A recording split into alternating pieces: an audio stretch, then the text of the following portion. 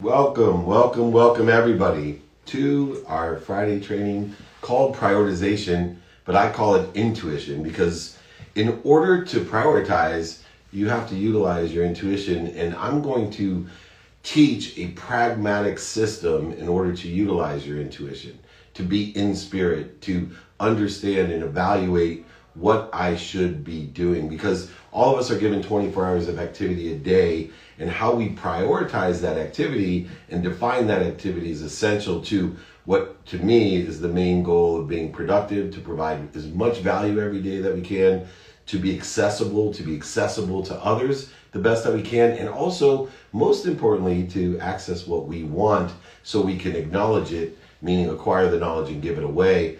And then also gratitude, the ability, the superpower of seeking and finding and learning the light, the love, and the lessons in everything, providing us the ability at this pragmatic world, these 24 hours of activity, the ability to make a lot of money so we can help a lot of people and have a lot of fun. So this idea of intuition is what paralyzes people, because we get an impulse about making a decision. And the decisions that we make all day is what are we doing next? You see, you get one action a day, and that's when you wake up.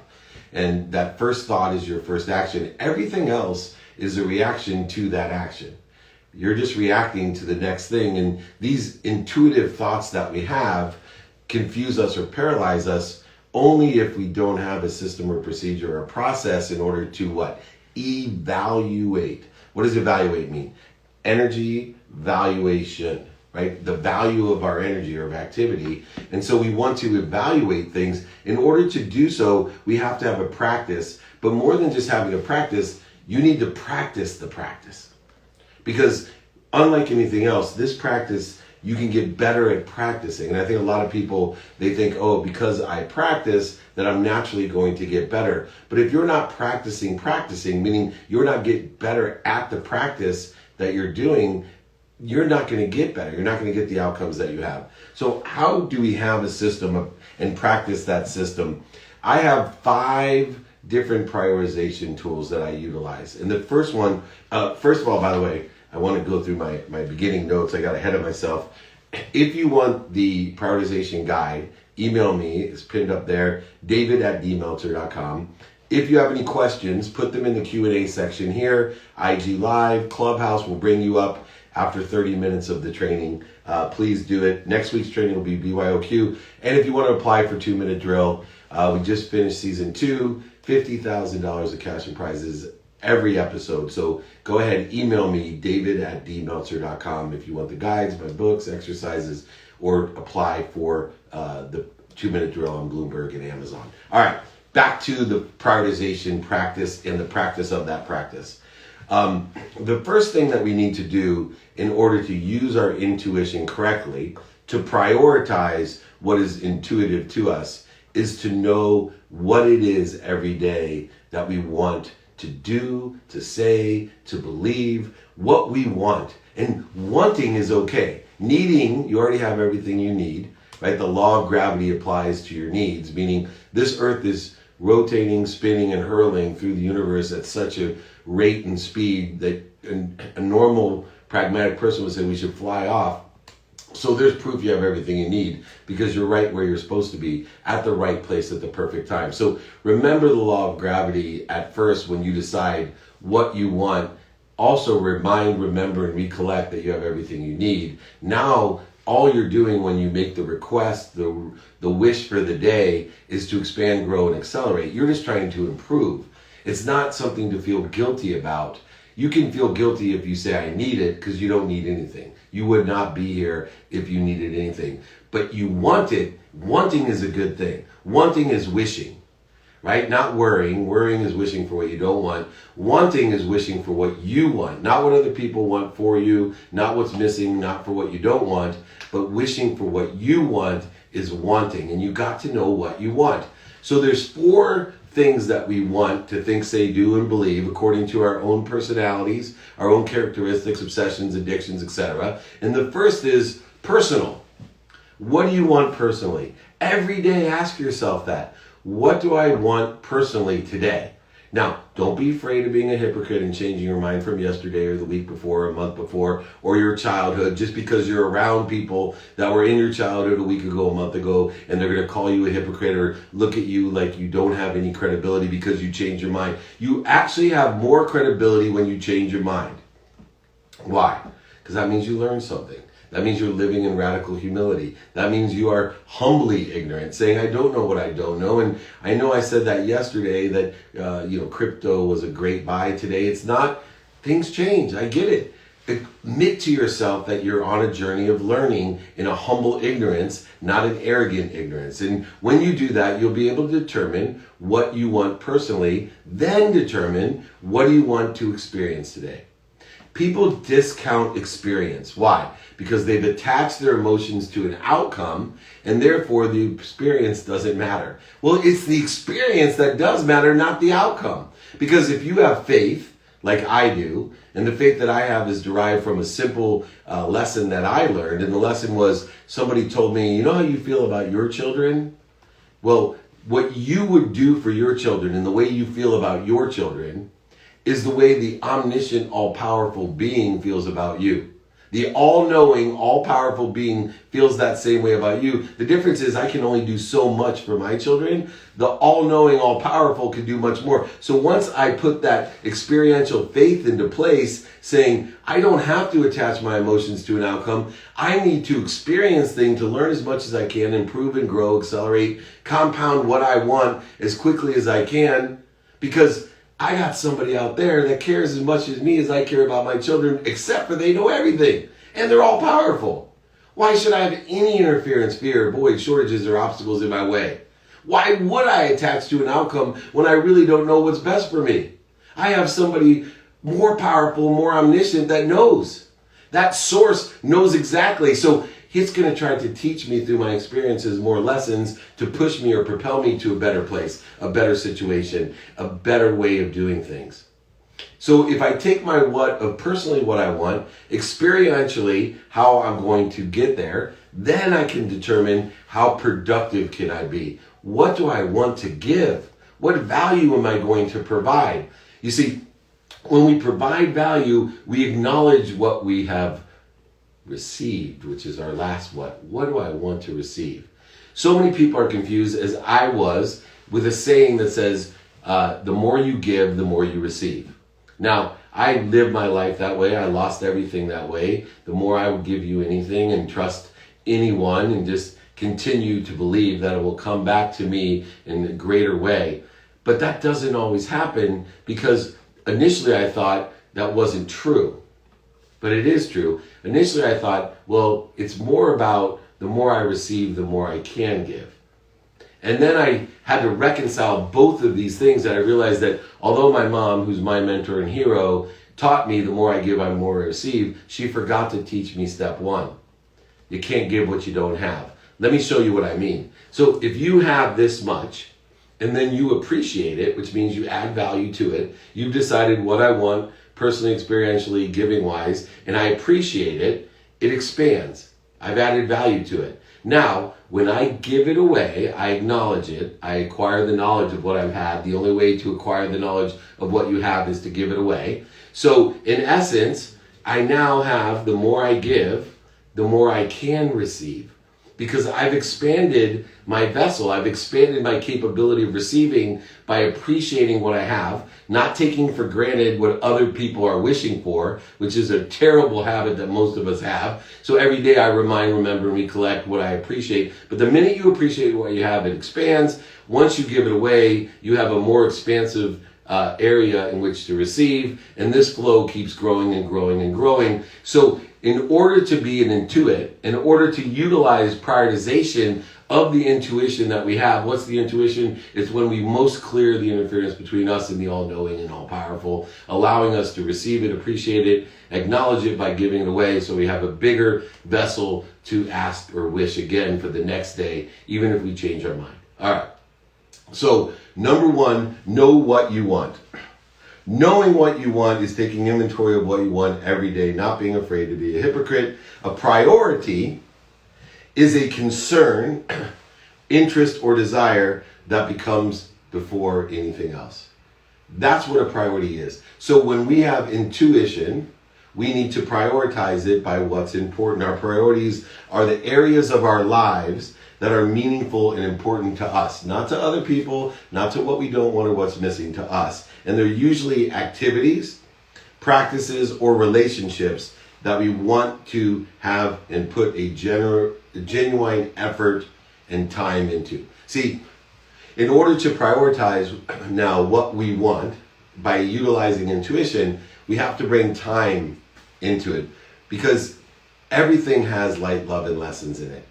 So we could find importance in anything according to what we want, but some things are innately easy to find and others are more difficult to find.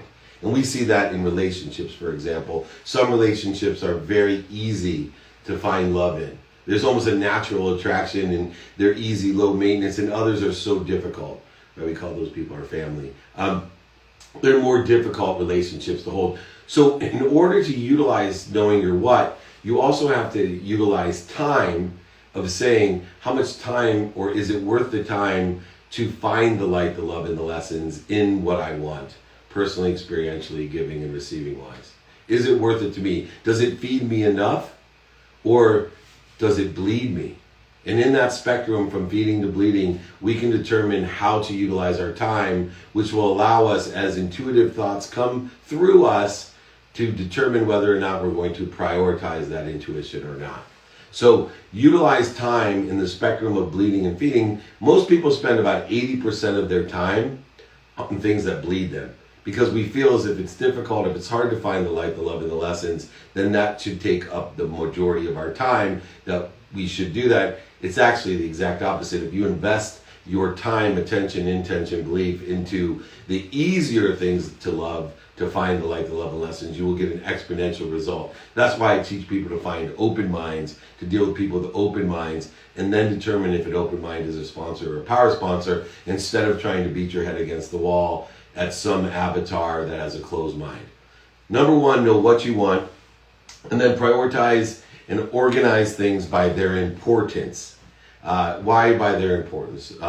Because too many times the emotional aspect of urgency deludes, dissipates, or confuses us of what we determine our what to be.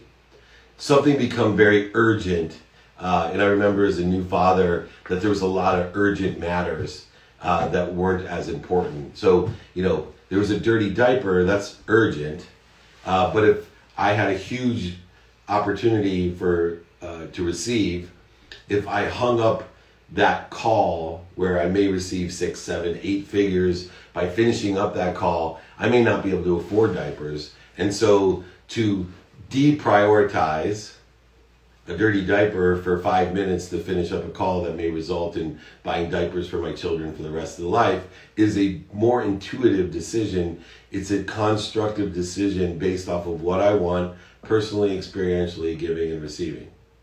And it's very important, because I see so many people that determine their intuition by urgency, not by importance. And, Einstein has his matrix, which we'll get into in a little bit. Know your what, personally, experientially, giving and receiving wise. Next, the easiest one.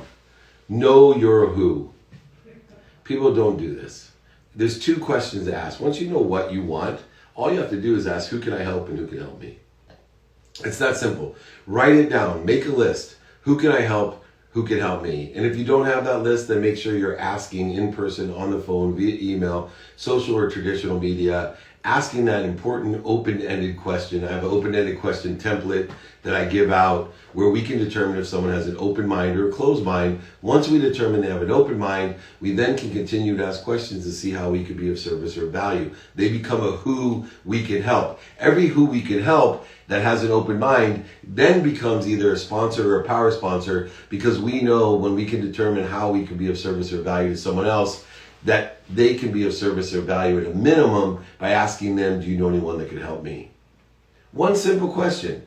But it has to occur through an open-ended guide, an open-ended mind, an open-hearted mind, an open-handed mind. And too many people, once again, spend 80% of their time on a closed mind, on that which bleeds us. It takes 1,000 times the energy and effort to change a closed mind or convince a closed mind than it does an open mind. So make sure that you're qualifying, not only knowing your what, personally, experientially, giving, receiving, but know your who. Use the open-ended question template to determine if it's an open mind or a closed mind. And then if it's an open mind, make sure you keep asking questions to determine how you can be of service or value. And then once you determine that, now you can ask your question, do you know anyone that can help me? Then that exposes them as either a power sponsor, somebody that also can help you personally and know someone that can help you, or just a sponsor, somebody that can help you. Know your what, know your who, figure out who you can help and who can help you. The third one, know your how. See, when we're taking inventory of our intuition, our foundation to make decisions and prioritize activities during the day, you need to know how we can get it done. Well, there's a mathematical equation of how.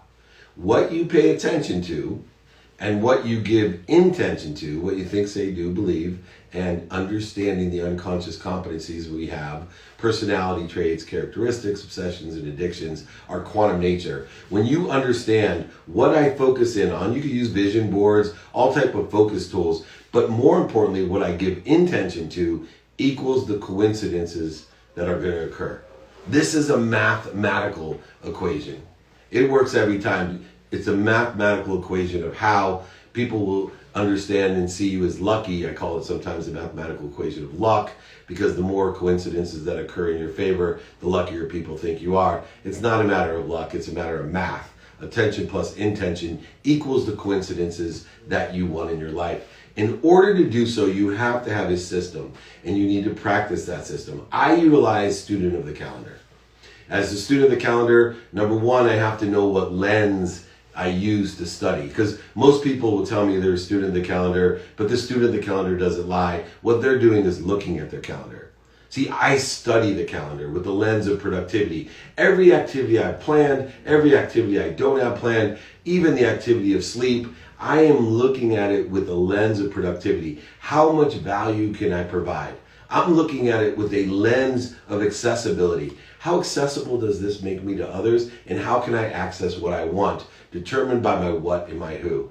And then finally, the most powerful lens that everyone should have, the lens of gratitude. How can I find the light, the love, and the lessons in this, and is it worth my time?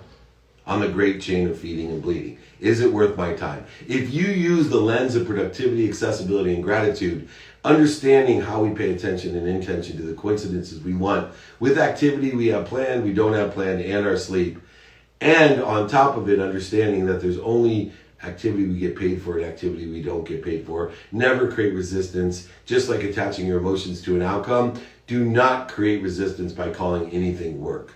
All you're telling people when you say I'm going to work is that you have not deciphered the light, the love, and the lesson in the activity you're doing. Because once you find light, love, and lessons in something, it's not work. It's activity you get paid for. And the more we can have activity you get paid for, the more we expand and grow, the more we can acknowledge, acquire the knowledge of what we had, the more we can receive. This is why the rich get richer. Not because of some great governmental conspiracy against you. No. The rich get rich. I could dump all the money into the desert. It would redistribute itself to the same place, because those people have bigger vessels, because they understand the what, the who, and the how. I guarantee it. Once you understand this, and we are determining, utilizing those lens, having a routine, right? I prescribe to my tomorrow starts today. I have an unwinding routine. So I put my mind, my body, and soul in the best position to recover and to plateau and grow. See, the problem with intuition, the problem with non-prioritization is that most people will feel stuck. Why? Because they roll a boulder to the top of the hill every single day, and it ends up at the bottom of the hill when they wake up in the morning to start their day. I won't allow that. See, my tomorrow starts at 9 p.m. That doesn't mean I wake up at 9 p.m. It means I put my body, my soul, and my mind in a position to unwind. I have no alcohol, no drugs, no caffeine. I don't have any negative energy ideas. I don't bring up difficult conversation at 8:59. I also regulate my own personal energy and put a baseline at the end of the day and take a score of how much energy do I have left. Because that energy, the minute you try to go to sleep or recover, the energy you have left actually works against you. It makes it difficult to go to sleep. It makes it difficult for you to connect the subconscious and unconscious mind, which is part of the reason I do an unwinding routine, is to dissipate, dissolve all the leftover energy, clear the interference between me and the greatest omniscient, all-powerful source, so I can create a download as best I can. So instead of starting tomorrow at the bottom of the hill, I'm plateauing and growing. I have a new baseline to know, hey, I'm not feeling here. I'm going to get back to here before I do anything else. And we'll get to that when we apply our why. You got to know your how. Be a student of the calendar, have a routine, an unwinding routine. Now, we were joking around earlier before training in my office. The best routine that you can have is an adaptable routine on top of your normal routine. Why is that? Because if you want to make God laugh at you, come up with a well-developed routine or plan. That's the best way. So I have tried to outthink that by having an adaptable routine based off of my own non-negotiables. My health first, because if you have and are healthy, you get 1,000,000 wishes a day. You're not healthy, you only got one wish. Then my family, which used to be prioritized above my health, but then my wife reconstructed and re-engineered my closed mind to say, hey, if you're not healthy, you're not going to take care of anything or anyone. So you better put your health before us so you can take care of us. Then I prioritize my wife, a minimum of 30 minutes, my 11-year-old son, a minimum of 30 minutes, minimum, because 30 minutes a day is worth 30 hours on a weekend. 2 minutes a day, which I give to my 3 teenage daughters, is worth 2 hours on a Saturday. A minimum of 2 minutes every single day. I don't miss. It's a non-negotiable priority. It's part of my adaptable routine. Even if everything gets screwed up, I make sure I take care of my health first, then my family next, and even a minute a day for my mom to tell her the 4 things that she needs to know every day. That I am healthy, I am happy, I appreciate her, meaning she adds value to me, and I love her. Those are the only 4 things that you got to tell your parents to clear the interference between you and them, to get rid of all the snapshots and the baggage that you've carried in all of those different ways that your parents have carried in arrogant ignorance because they love you so much, they think they actually know what's best for you. You don't even know what's best for you. That's why we're creating this prioritization, this intuitive way of doing things. This is why. So it would be impossible for them to know every day your what, your who, and your how.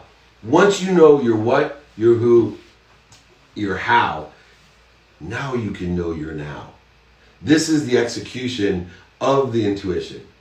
So many things come up into our mind, far more than we can take action upon. So we need to prioritize by importance versus urgency. Look at Eisenhower's matrix when we're looking at this. And through that matrix, you'll be able to quickly, when something comes up through your intuition, a decision to be made about an activity, you simply go right to, what do I want?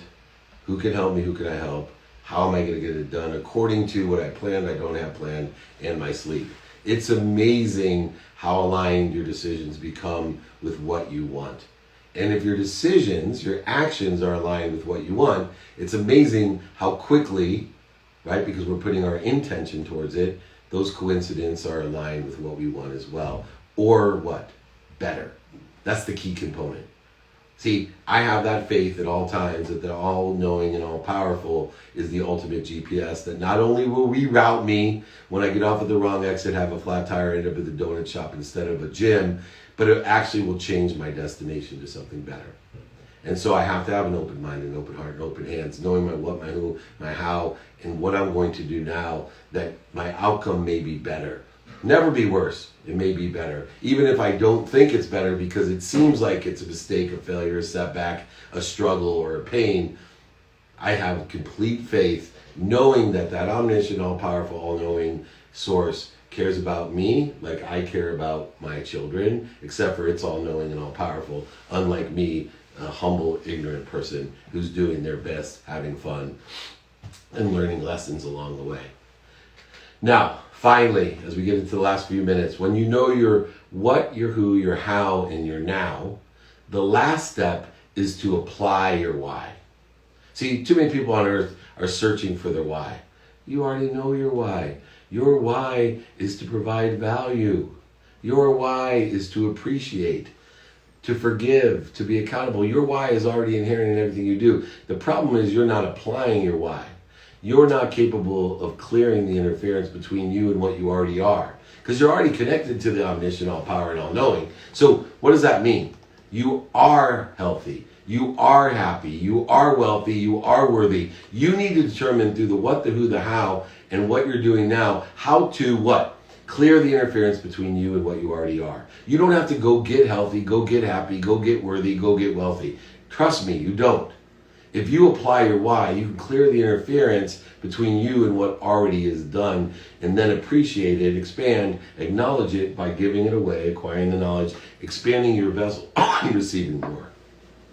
How do we apply our why? 4 simple ways. Number 1, identify what creates the interference between you and what you already are. This is called the Primal Fears. Talked about it many times. It's the need to be offended, right, separate, inferior, superior, anxious, frustrated, angry, worried, resentful. Just take being worried alone. If we took all the energy of the thousands of people that watch this, and we took all the energy and time, value, emotion, and relationships that have been wasted worrying, imagine how productive we could be. Why? Because all that energy is just going to interfere. Worry is just interfering with what we already want, or it actually is even worse. Sometimes it's wishing for what we don't want. The need to be right, offended. How many times do we have a need to be offended? You're just wasting time, emotion, value, relationships, and energy. So when you identify a trigger of an ego, which can be a person, a place, a thing, a podcast, an idea, something that habitually or energetically or genetically you have inherited that bothers you, that creates interference, instead of trying to resist it, understand it, go over it, under it, through it, oversell it, back and sell it, manipulate it, just stop.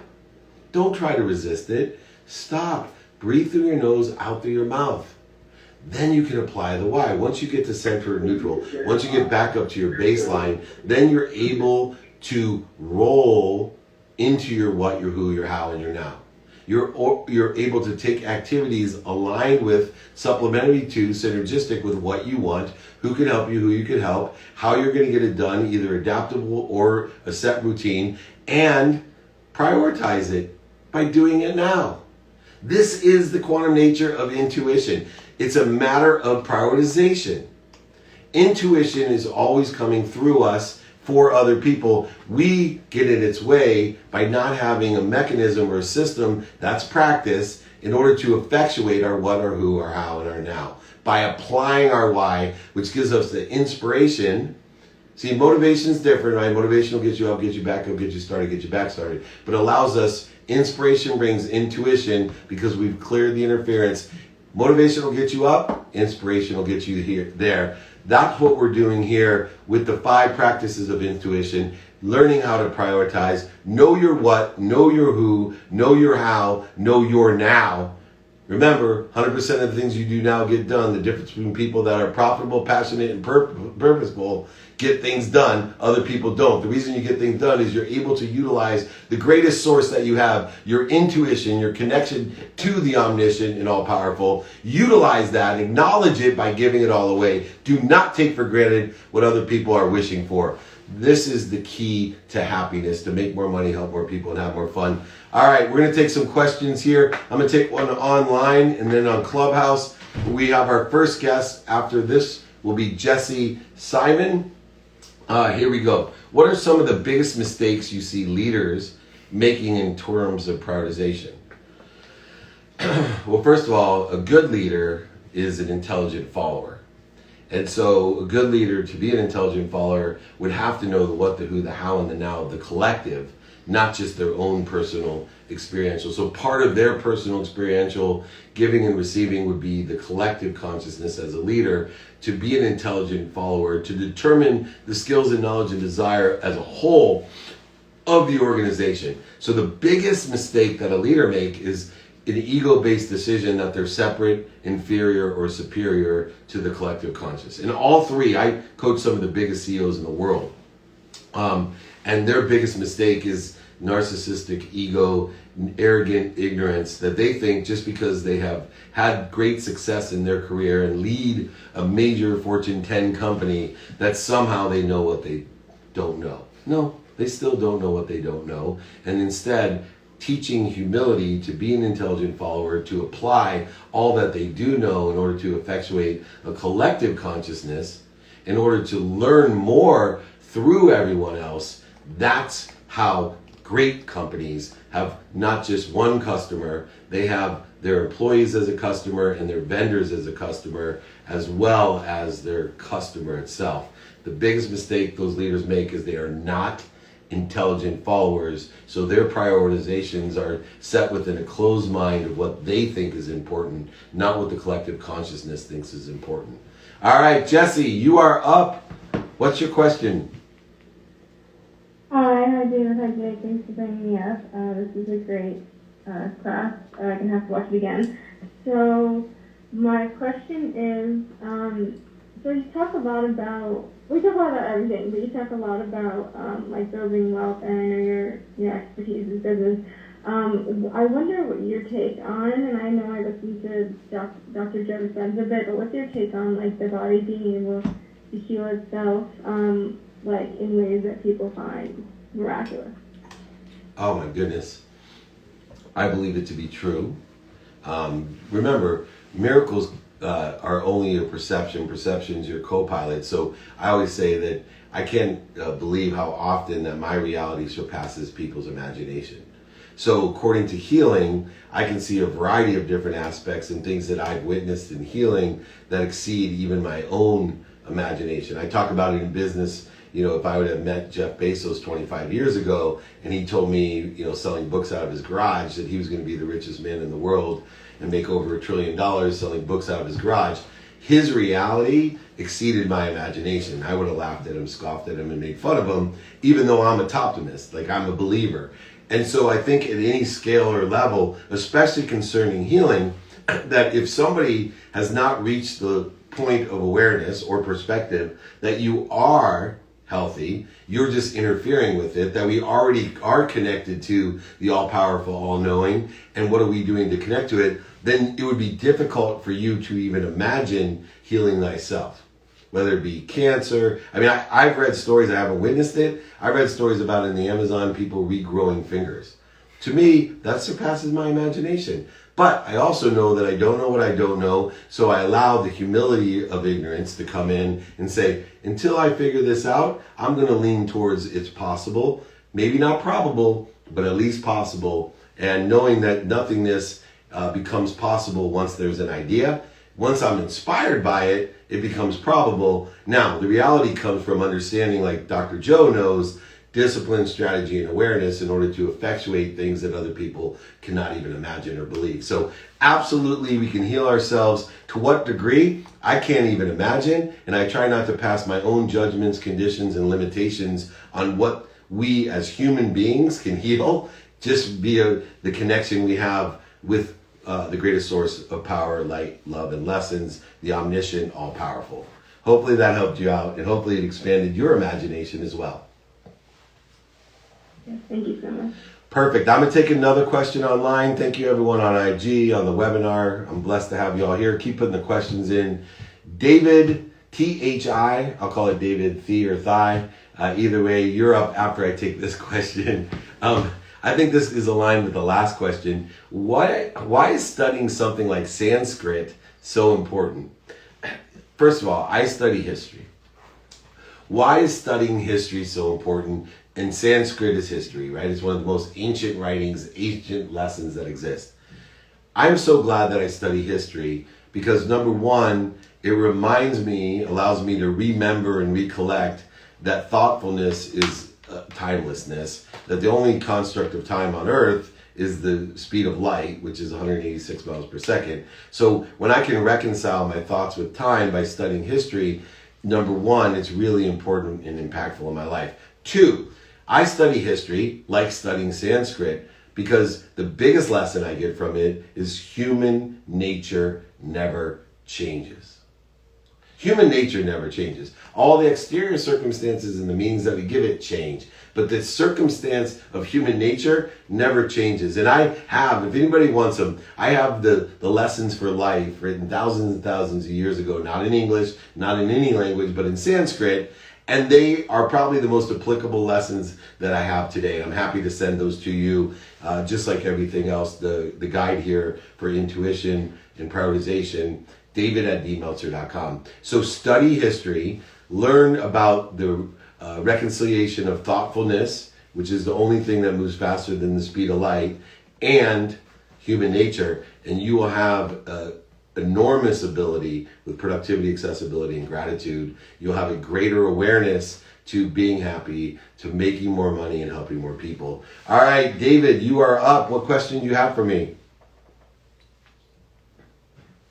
Hello, happy Friday. Thanks for having me up on stage. I was curious, based on, this call came in, professional athletes and being able to share like their mental health, right? And, kind of thinking back to Naomi Osaka's journey, right? How do you see like empathy and humility, in like the modern workplace as we're, being more open and having more discussions about mental health, especially, maybe from like a competitive athlete perspective into what we're seeing now in 2021 and moving forward. Thank you. Yeah, great question. I think mindfulness is a great way to look at it because it's not just mental health, it's how important it is to have the appropriate mindset, which includes mental health. We cannot have the appropriate mindset to be productive, accessible, and gracious in a place or activity that we get paid for or not paid for. And so that if we are out of balance, if we're creating interference between us and that neutral, that central, that higher power of thinking, if the blood's left our brain because we are in a primal state of fear that creates anxiety, depression, anger, frustration, all of these things that are indicators that we are not mentally at peace. And they may manifest themselves in a variety of different ways, all fear-based emotions, all fear, subconscious and unconscious feelings, I call them, the fear-based consciousnesses, the primal fears that we have that are triggered by these things. So athletes, because they get put onto a more pressure type of situation, they have more judgments and conditions placed upon them. They're forced to not only hear more outside influences of opinions of what other people want for them, but internally they are digesting negative thoughts, negative words, negative actions, negative mindset. And so what we want to really do, whether it's in the activity we get paid for or not get paid for as athletes or just professionals, is we want to utilize this prioritization practice in order to effectuate a better mindset. There's three things that we want to do in the workplace, in the activity you get paid for. You call it the workplace.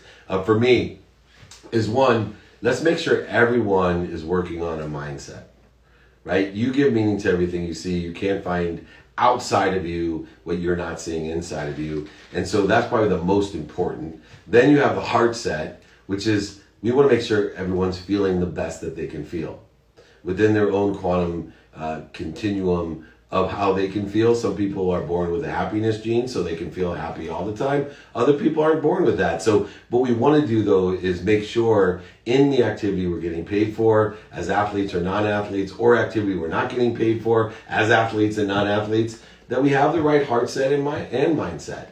And then finally, what used to take priority is the pragmatic productivity. See, what makes me laugh so much being older now is that everybody ignored engagement.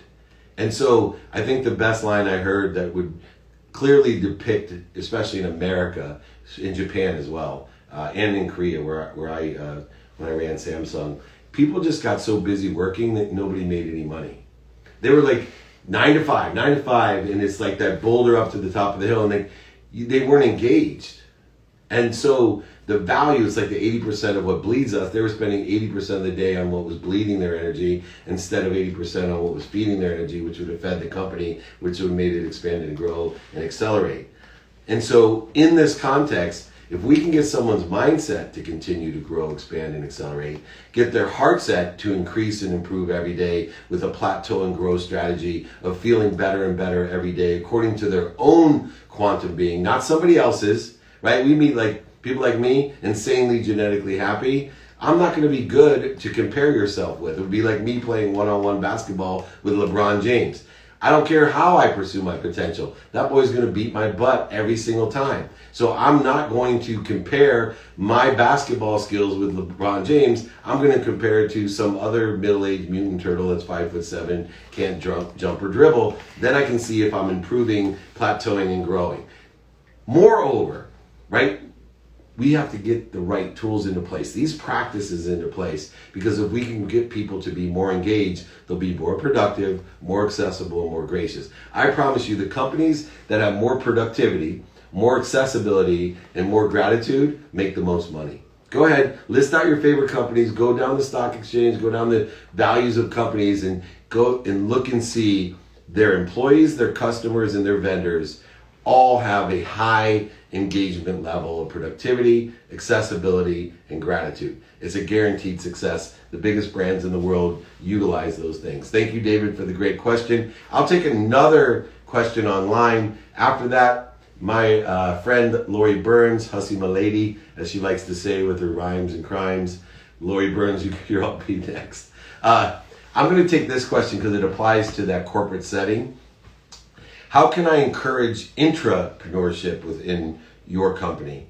I'm a big fan right now of entrepreneurship. I think that most entrepreneurs are missing the boat right now because they're ignoring a huge opportunity, especially young ones. If you're young and talented and you have some lessons to learn, you may not be well capitalized, I think you're much better off being an entrepreneur. Going to a company that has tons of money, tons of equity, tons of benefits, tons of expense account, and building your own ideas, innovations remotely today. I mean, you have every single positive aspect of being an entrepreneur without any risk. Without any, and you don't have to raise any money. And these companies today are begging for you if you have skills, knowledge, and desire. They're begging for you.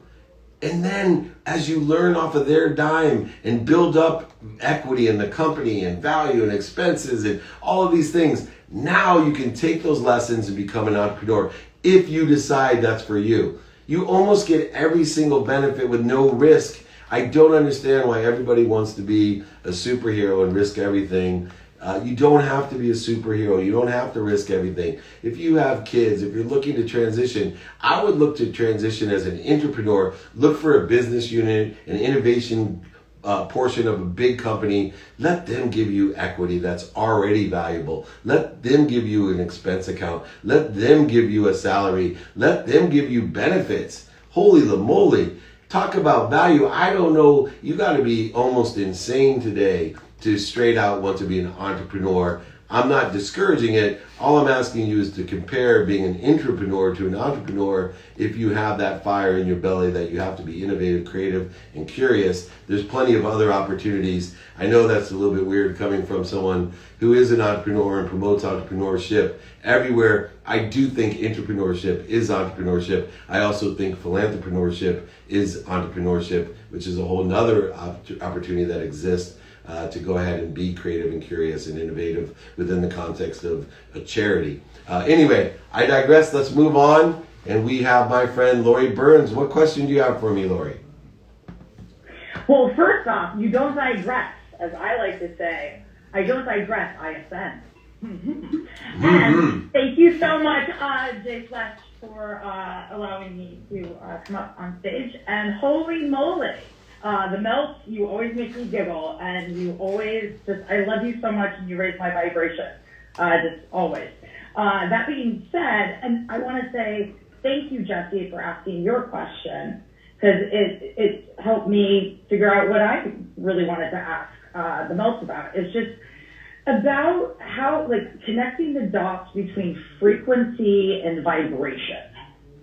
And I know you get me, so I think I can kind of just be a little broad, so then that way, you can just talk and I don't pick up too much. I love it. So let's talk about vibration and how and what effect it has on your frequency. So your vibration determines your awareness. We can only be aware of that which vibrates equal to or less than us. Everything vibrates. So the earth vibrates the slowest, plants, animals, humans, then sound, then light. And we always talk about what vibrates faster than light? Thought. So our awareness, our highest awareness, comes from our thought. The thing that vibrates the fastest is the truth. The truthful thoughts vibrate the fastest. That's why I tell people to be kind to your future self and do good deeds, because doing good deeds, an unconditional deed, is probably one of the highest vibrations that you can have. A higher awareness will occur by helping somebody else, which is the truth, by giving something away, acknowledging it, that's the truth. So we're elevating, we're celebrating, not being a celebrity, but we're elevating and celebrating a higher vibration or awareness, which makes life easier. You know, the only reason I got involved in meditation, because I was so closed-minded, was Dr. Sangeeta Sahi literally told me, David, because she wanted me to go to this, I'm not going, it's a waste of my time. She goes, I can raise your awareness when to buy or sell. That became quantitatively interesting to me, and that's how I entered the world of meditation and vibration. Now, how is vibration reconciled with frequency? Well, all vibration has a frequency, right? And those frequencies have been labeled in a variety of different ways, alpha, beta, gamma. They've been rated in a radio sense, in RF sense. They're rated and defined in different frequencies. A vibration can resonate with multiple frequencies, right? Different vibrations. So if you have elevated vibration, you may be able to transmit to different frequencies and resonate with different frequencies. Within the conscious continuum, if we consciously vibrate faster, our cellular structure heats up and it vibrates faster, it's going to have more impact on our subconscious, which now the neural pathways or the mind itself is vibrating faster, which then creates a frequency that talks to your quantum being. It talks to your DNA. It talks to the epigenetic layer of your DNA, actually, which activates your DNA. And what it will do is that DNA is your quantum being. It sends out a beacon or a frequency, and it talks to the conscious, subconscious, and unconscious mind. It creates an attraction. The attraction isn't created by the action. The action programs the system, the subconscious, which then sends a frequency, which then allows you, your quantum being, your unconscious competency, to send a frequency out. That frequency is just like a radio frequency. It's only going to be heard or seen or attracted to certain people at certain stations. And so that's why it's so important that people don't like you, because that means you have a stronger signal. And so you're more annoying to them. But that also means you have a stronger signal, which means more people will resonate with you. See, if you're at neutral all the time with no frequency, no one's going to like or dislike you. I personally had a big problem with this, so I hid my light, I hid my potential, because I was afraid of having a strong signal, which I knew was inside of me. In fact, I had this great light to shine, but I was too afraid, because some people are not going to like the light. They're not going to like my frequency. It's going to be really loud. It's like, metal, right? Heavy metal, right? Certain parents were not on that frequency, and man, it was like death to them. But meanwhile, there's a whole bunch of people that it resonated with. So you got to, one, strengthen your signal, find that spectrum and widen it to as many stations as you can, and keep on clarifying your message so that more people understand your frequency. Because it's not just the frequency, it's not just what they hear, right? It's not just what you say or transmit, it's what they hear. So there can be some distortion or interference between it. You only can strengthen your frequency. You can only widen your spectrum and clarify your message by elevating your vibration. Elevating your vibration is a practice, partly the practice of prioritization, but also just a practice of mindfulness, knowing that the truth vibrates the fastest. Your thoughtfulness moves faster than the speed of light. So allow for that process of vibration and frequency to work for you. The way that I allow it is Shakespeare. The two things about Shakespeare that resonate with vibration and frequency to me is, one, to thy own self be true. and 2, the whole world is your stage. Never before could our frequency reach so far. So remind yourself, study history, study Shakespeare, to thy own self be true, and the whole world is your stage. All right, thank you, Lori, so much. I'm going to take another question online, and then we will have the double S himself, Shosh Shetty. You're up after I answer this question. What's the biggest lesson you've learned this week? Biggest lesson I've learned this week is about arrogant ignorance. I talked about this earlier today on Clubhouse, but it's still resonating with me that I always said there's only 2 types of people on earth, ignorant people and ignorant people. And the difference between the 2 types of ignorant people, meaning you don't know what you don't know, is there's humble ignorant people that acknowledge most of the time that they don't know what they don't know. And then there's arrogant, humble people that think they know what they don't know, and they don't know what they don't know, just like the ignorant people. But what I didn't realize, and this is the lesson of the week, is that I thought the arrogant, ignorant people were closed-minded people that were manipulative, they lie, they cheat, they oversell, back-end sell, but they're not necessarily. Yes, some arrogant, ignorant people are narcissistical and only care about themselves, but a lot of times, arrogant ignorance comes from unconditional love.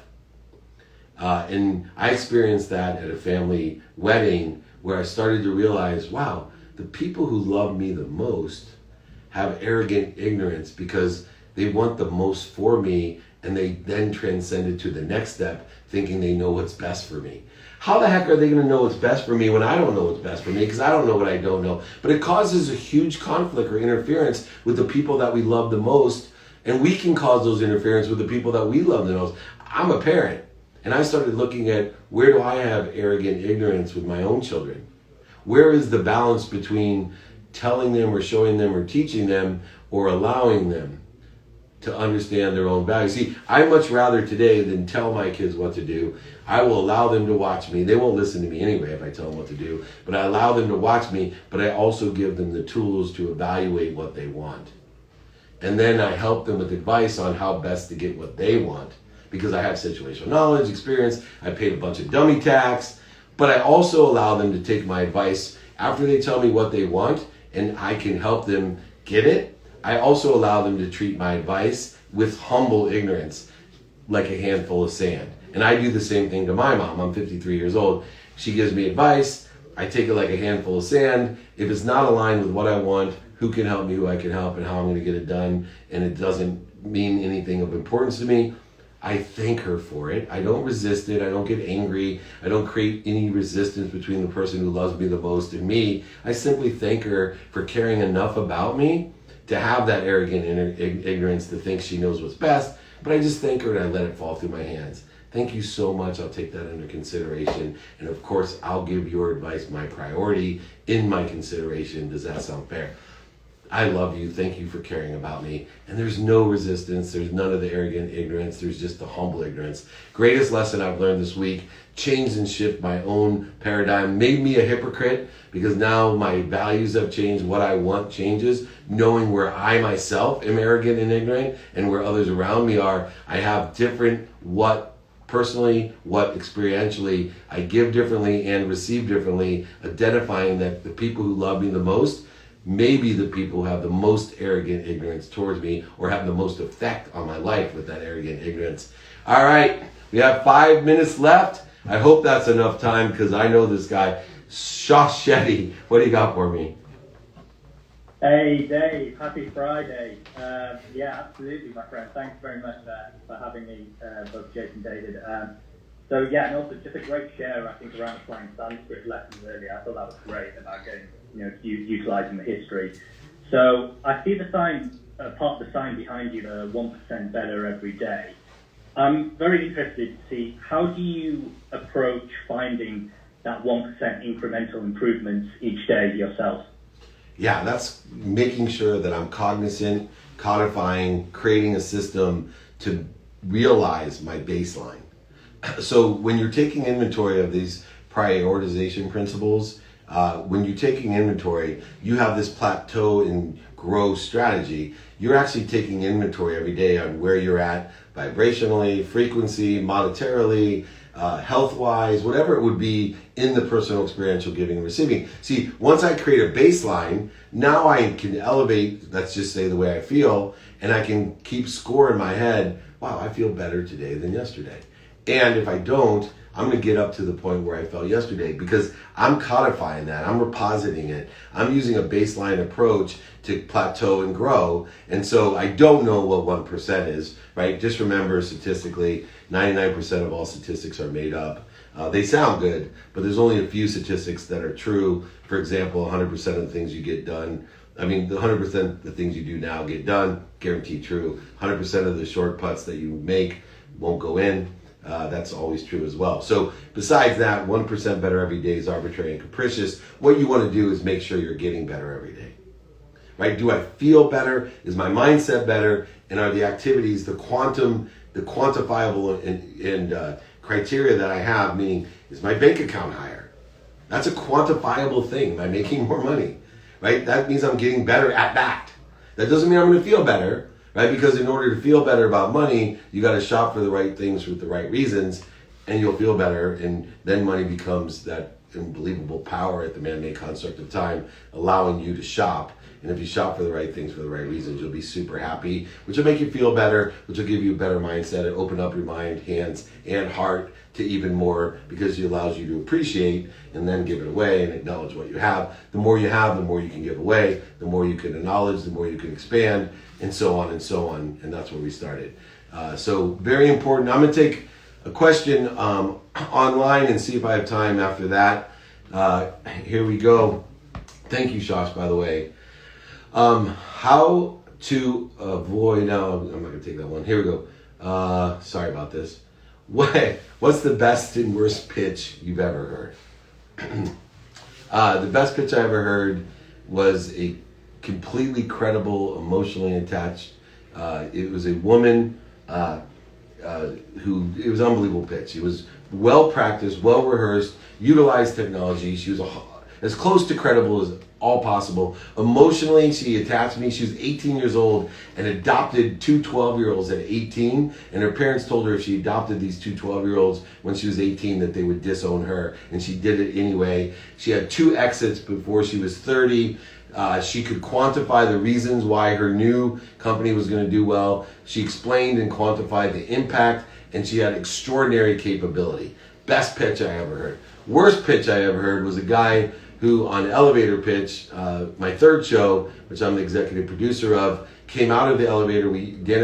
Patrick and I did not let him out. And so he walked by us and he's like, you guys just made the biggest mistake of your life. I've already done $2 million in revenue.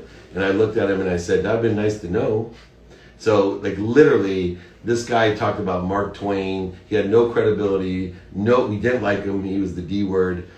He could not quantify the reasons to invest, including the biggest reason, like the guy was making tons of money and was successful.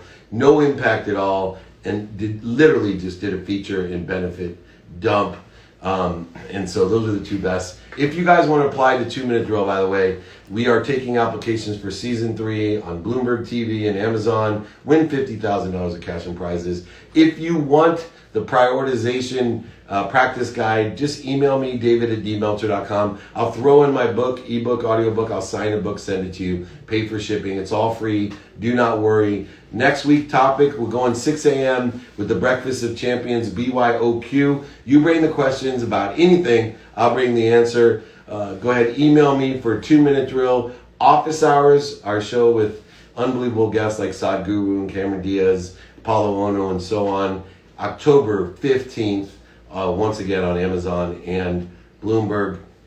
I want to most importantly thank everyone for taking their time today to be with us. If I didn't get to your questions, go ahead and email me, david@dmeltzer.com. Most importantly, vibrate at your highest frequency. How?